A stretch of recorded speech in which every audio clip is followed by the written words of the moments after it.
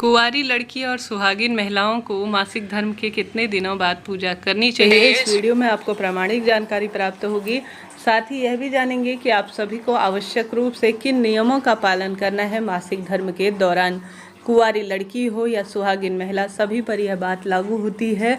आप सभी भी इस महीने व्रत, पूजा, आराधना करने की सोच रहे होंगे या आपके घर पर पार्थिव शिव पूजा, जिसे शिवार्चन इत्यादि कहा जाता है, वह भी होगी।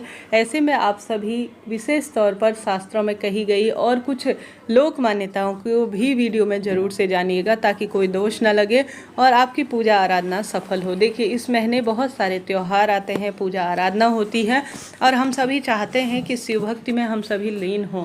परंतु मासिक धर्म भी प्रत्येक महिला कुंवारी कन्याओं को आने वाला एक नियमित चक्र है, जो कि हमें मां बनने का सुख प्रदान करता है।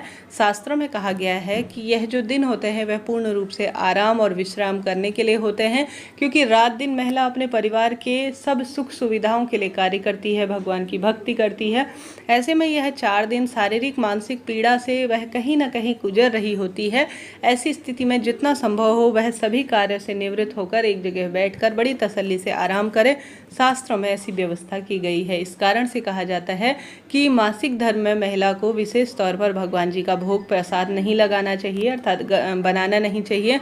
प्राचीनतम समय में तो परिवार के लिए और घर के सदस्यों के लिए भोजन भी नहीं बनाया जाता था। आजकल अकेले रहने लगे हैं तो इन चीज़ों का नियम पालन थोड़ा कठिन है।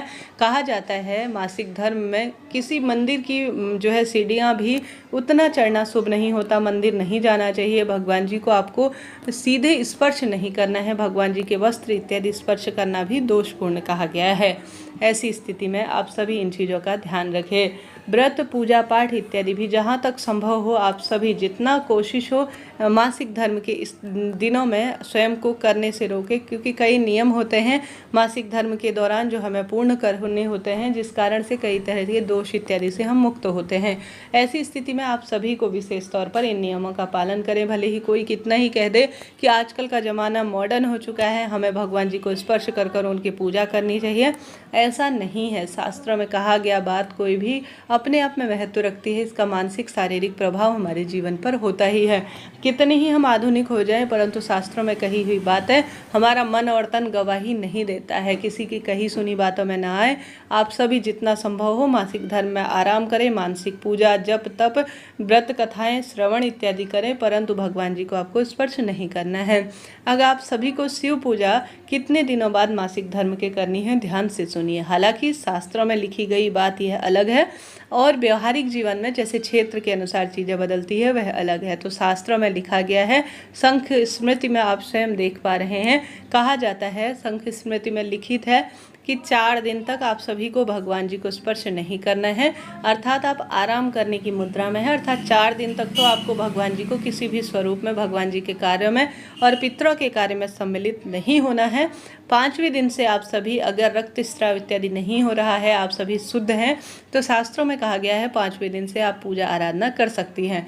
परंतु कई क्षेत्रों में ऐसा भी चलन है कि यह पूजा अर्थात पितरों का और जो दैवी कार्य और पैतृक कार्य होते हैं वह 6ठे दिन से या 7वें दिन से प्रारंभ किए जाते हैं। तो आप अपने क्षेत्र के अनुसार यह चीज़ें देखिएगा कि आपके क्षेत्र में 6ठे दिन से शिव पूजा की जाती है या भगवान जी की, या 7वें दिन से। तो अपने क्षेत्र के अनुसार जानकारी लेकर पूजा आराधना कीजिएगा। अपने बड़े बूढ़ों से पूछकर ही कार्य कीजिए कि हम 6ठे दिन से पूजा कर सकते हैं या शास्त्रों 7वें दिन से। शास्त्रों में लिखा गया है वह 5वें दिन से लिखा गया है। तो 5वां, 6ठा, 7वां आप सभी उस दिन बाल धोकर निवृत्त होकर, भले ही कितना ही बड़ा दिन हो, कोई सा भी दिन हो, सोमवार का दिन हो, गुरुवार का दिन हो, परंतु आपको बाल धोकर ही शिव पूजा में या भगवान जी की पूजा में बैठना चाहिए। तभी आप साफ, स्वच्छ और शुद्ध हैं, इस चीज़ का ध्यान रखें। मासिक धर्म में बाल धोने का अर्थात पूजा से पहले बाल धोकर बैठने का कोई भी दोष नहीं है। भले ही कैसी भी पूजा चल रही हो, परंतु आप मासिक धर्म से निवृत्त हुए हैं तो आपको बाल धोकर ही पूजा आराधना में बैठना चाहिए, इस बात का ध्यान रखें। मैं अपने क्षेत्र में कहूँ तो हमारे यहाँ 6ठे दिन से आप पूजा आराधना में बैठ सकते हैं।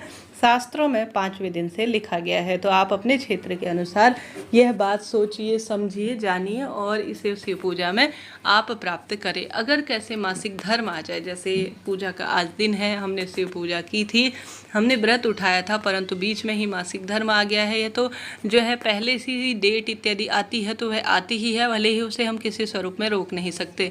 तो हमें क्या करना चाहिए, इस बारे में प्रश्न आते हैं। तो आप सभी अगर व्रत में हैं और मासिक धर्म आ गया है तो व्रत को तो आपको छोड़ना नहीं है, व्रत को तो कंटिन्यू करना है। अब शुरू कर लिया है तो उसे पूर्ण ही करें। पूजा आराधना इत्यादि अन्य व्यक्ति कर देंगे, परंतु आपको उस व्रत को आधा कर लिया है, 1-2 बजे आपने सुबह पूजा कर ली और बीच में आ गया, तो आप व्रत को खाली छोड़ना नहीं, उसे पूरा करना और शाम का भोग प्रसाद घर के अन्य सदस्य लगाएंगे और इसका फल आपको प्राप्त होगा। इस तरह जानकारी थी। वीडियो उपयोगी रही हो तो लाइक करें, शेयर करें। कोई प्रश्न हो पूछ लीजिएगा। अगर सूतक पातक जैसे जन्म मरण की स्थिति है घर परिवार में, तो भी ऐसी स्थिति में कहा जाता है 11-12 दिन तक पूजा आराधना नहीं करनी चाहिए।